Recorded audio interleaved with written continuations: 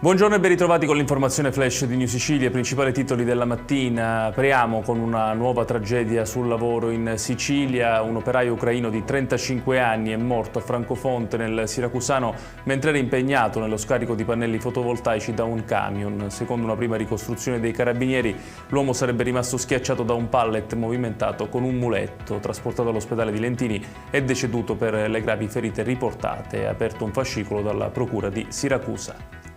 A Villagrazia di Carini, nel palermitano, nuova intimidazione ai danni della Sicily by Car. Diverse auto parcheggiate nel piazzale del nuovo showroom dell'imprenditore Tommaso Dragotto sono state incendiate nella notte.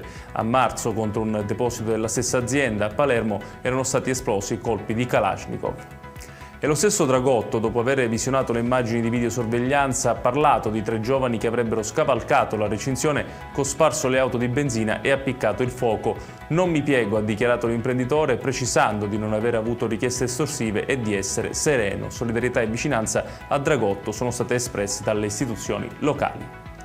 Rimaniamo a Palermo, dove nel quartiere Ballarò una studentessa di 22 anni disabile in Erasmus è stata aggredita, molestata e derubata del cellulare mentre rientrava in casa.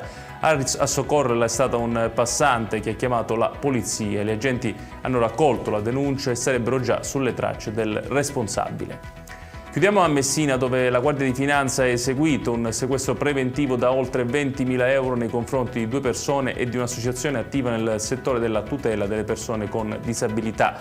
L'ipotesi è di truffa aggravata per il conseguimento di erogazioni pubbliche ai danni dell'ASP. Secondo gli investigatori, la rendicontazione delle prestazioni sanitarie sarebbe stata alterata per ottenere il massimo dei contributi pubblici.